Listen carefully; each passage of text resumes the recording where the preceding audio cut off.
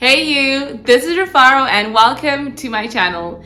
In today's video, I will be going over the requirements for obtaining your CPA. So before I get into it, I just want to make sure that we all understand what CPA stands for. CPA stands for Certified Public Accountant. Yep, Certified Public Accountant. That means you have to have background in accounting or business related subjects, all that jazz.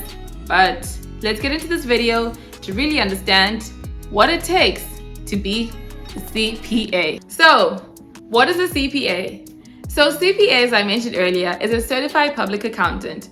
And this is someone who has completed the Uniform Certified Public Accountant examination.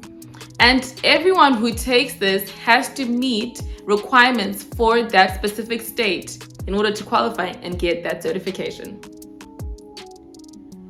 With this certification, here are the requirements, and I have 4 requirements for you, so let's get into it. The first one is you have to have a bachelor's degree or higher. You cannot be in high school, you cannot have a few courses and then want to sit for this CPA. You need to have a bachelor's degree.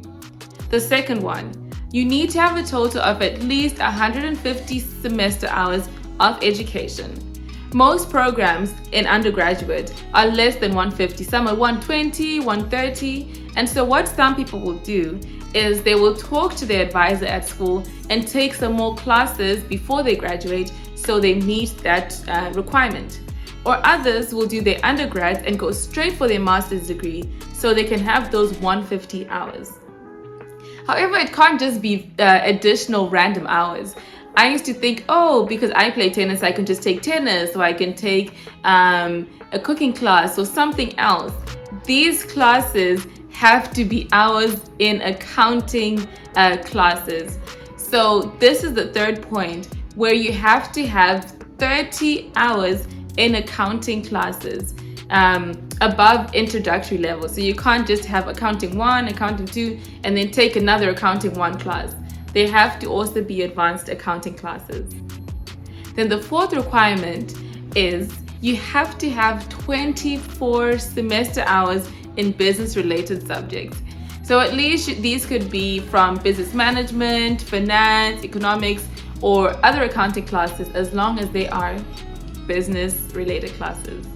Then let's move on to the exam. What exactly is this exam about, and what hours do you have to take? What should you expect? Let's do all of that. So the exam consists of 4 sections. You have the auditing and attestation, which is called AUD for short. You have the business environment and concepts, which is BEC or BEC. The third one is financial accounting and reporting, which is FAR. Then the fourth one is regulation, which is reg. So it depends on what you enjoy more. Some people say reg is harder, some say FAR is harder. It really depends on where your strengths are. And advice I would give people is probably start with your easier one and then do your hardest, or start with the hardest and then wait until you get easy. So it just really depends on what you enjoy more, and then put a lot of your hours into the ones you think you're going to struggle more with. Then the next thing is the experience you need to actually get the CPA. So after a candidate has passed the CPA exam, you need to submit a license application along with written confirmation of 1 year of recent work experience that qualifies. So when I say work experience that qualifies, you have to have worked full-time for a year or gotten about 2,000 working hours at a part-time or work that qualifies for about 2,000 hours, where you worked doing accounting work. So if you were an accountant or doing taxes or things like that, it can't be work experience of being a clerk, a secretary, or being a cashier, or being something like that. It has to be related to getting the CPA. Then the next one is your time frame. So this is the tricky bit with the CPA exam, and I have friends who've probably passed 3 of them and then they didn't finish within the time and then had to redo them because they lost them. So the thing with the CPA exam is you have to take 4 parts of that exam. As I mentioned earlier, you have to take 4 of them, which are about 16 hours in total, right? But once you pass your first exam, you will have exactly 18 months to finish the remaining 3 parts. So I have friends who've taken 3 exams and passed all of them, and then they waited 2 years to start taking it, and they started losing their exams, and they had to retake the first one because 18 months had already passed, or the second one. So once you start, just buckle down, put your head down, and grind, and just get it done. Some people might even take a break from work to really finish, or take it straight after graduating college, or start when they're in college, because they know when they start working, they just won't have the time to do 4 exams within 18 months. And lastly, I want to go over opportunities with taking this exam. I mean, if you're going to be committing 16 hours in an exam and even way more hours of studying, there surely has to be green grass on the other side, right?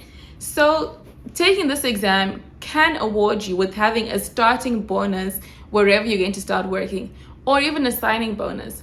I know at a lot of Big Four companies, Big Four accounting companies, such as EY, KPMG, Deloitte, and PwC, once you have your CPA, you automatically qualify for, be it $5,000 on top of your starting salary. Those are just examples. Another thing as well is that a lot of accounting companies, or even other companies in corporate America, you can't get promoted to senior or higher levels if you do not have the CPA. I have a friend who was rushing, studying hard to take the CPA so they could get promoted at promotion time, because the way they do promotions is they might say promotions happen towards the end of the year, so maybe like August, September, and then in January, February. So she didn't want to miss her chance of getting promoted within that window. So those are just things to consider with taking the CPA. And also, when you have the CPA, that's such a great certification you can have. It means that you're someone of such great integrity. People trust you as well, if you've taken the CPA. So yeah, I hope that's helpful. And if you enjoyed this, please don't forget to like, subscribe, and drop a comment on what you'd like to know and what videos you'd like me to follow up with on this. Take care. Bye.